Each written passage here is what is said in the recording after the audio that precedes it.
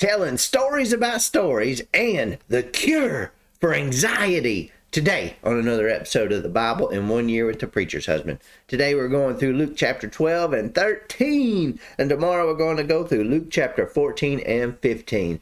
So let's see what we got in store today. Da, da, da, da. Some people are so poor, all they have is money. What?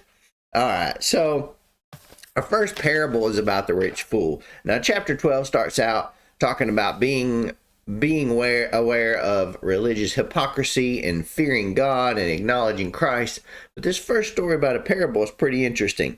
So disputes over family inheritance were pretty normal in Jesus's age, and the normal procedure for them would be to go to a rabbi to help alleviate this problem. All right, so in Jewish society, that's what they did. And Jesus was recognized as a rabbi at this point in his ministry. So the person that approached Jesus was probably a younger brother who was upset because his older brother received twice the inheritance, which was also a Jewish tradition as well.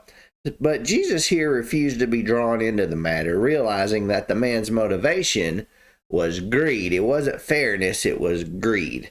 So this parable is about the danger of greed measured by the abundance of possessions. The rich man was infatuated with hoarding his goods in this story, and in his self-centered perspective, he thought this was an effective strategy for a long life of leisure and pleasure. But God views such an outlook as foolish and short-sighted, because when a person dies, which could be at any moment, you can't take it with you when you go, can you? You really can't.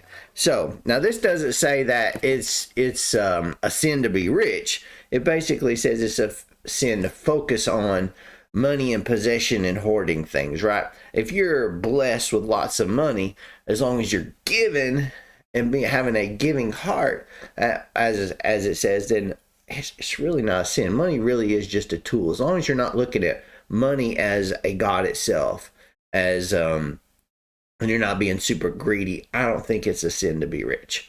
But think about that.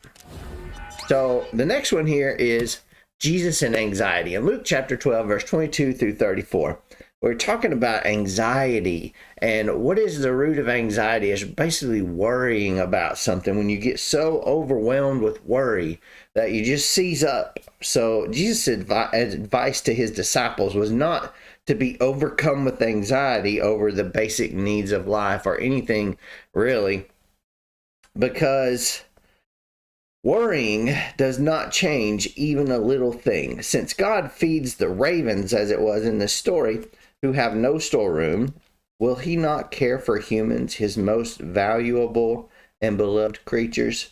If God dresses nature so beautifully, he will certainly meet a disciple's needs. Unbelievers, they would pursue provision and wealth as if life were all about these things, and as if God was unconcerned about their needs. But this is not to be the focus of the Christian life. In a parallel passage in Matthew chapter 6, verse 33, Jesus declared, "Seek first the kingdom of God and his righteousness."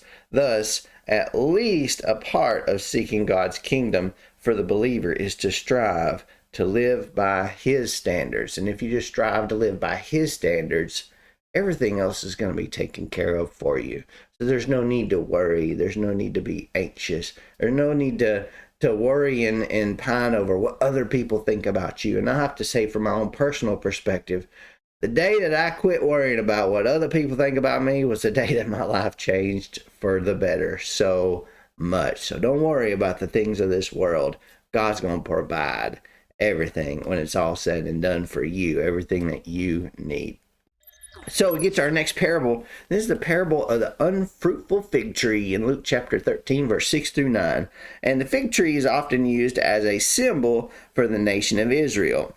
Though young fig trees are slow to begin bearing fruit, 3 years was a sufficient length of time for these trees to become mature and start to become fruitful. The extra year that was requested by the vineyard worker here represented one final chance for the trees to become fruitful. Otherwise, they would be cut down, right? Well, this parable thus referred to Israel's last chance before judgment. If they rejected Jesus' message and miracles, the time for patience would be ended from God. But a future hope for Israel still remains when we read Romans chapter 11, which we will get to at some point. At some point. The next parable we get to is the parable of the mustard seed and the leaven. And I tell you what, that's a teeny tiny stuff right there. For a big old boy like me, that ain't a whole lot. I think I'd go hungry if all I had was a mustard seed to eat. What do you think? Maybe. And of course, we can't live on bread alone. But anyway, verses 18 through 21 here, both of these parables allude to the astonishing advancement of the kingdom of God that Jesus has initiated. The first story focused on the kingdom's small beginning, like that of a mustard seed, which was proverbially considered the smallest seed in the ancient world, and the dramatic spread, which is referring to a tree and its branches through Jesus' ministry. The second parable reinforced the first one with the implication that the kingdom of God would eventually permeate the entire earth, much like leaven can spread through even 50 pounds of flour. Now, while it is true that leaven often symbolizes evil in the Bible, this passage is a clear exception, though. Here, leaven is used positively and calls to mind the potency of Jesus' message and works on behalf of humanity. So, I hope this has helped you out in your studies today. If it has, of course, click that like button, subscribe button, share this video with somebody, and click that little jingle bell so you can get notified the next time I upload a video. And if you're rumbling with me on Rumble, give me a little boxing glove. And I will see you tomorrow for another episode of the Bible in 1 Year with the Preacher's Husband. We'll see you then.